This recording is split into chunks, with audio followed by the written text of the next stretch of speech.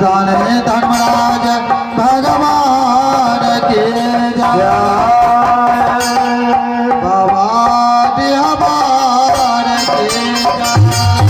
और उसे धर्मराज वैसे गादी में और आरती में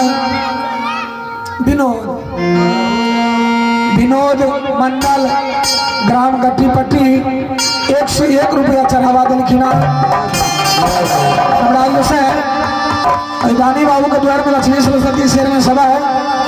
पेट में वृद्धि देवे बारी फुलवारी आनंद रखवे।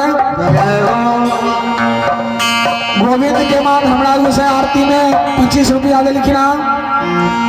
धर्मराज को सेनानी द्वार में लक्ष्मी सरस्वती शेर में सभा पेट में वृद्धि देवे बारी फुलवारी आनंद रखवे। नगर बस्ती का आनंद रखवे। जय हो धर्मराज वहां ले दान देने वाला दाता की जय। बाबा जय हो जय हो।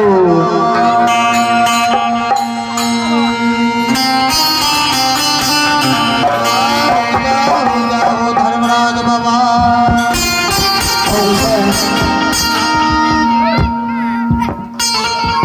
बाबा धर्मराज के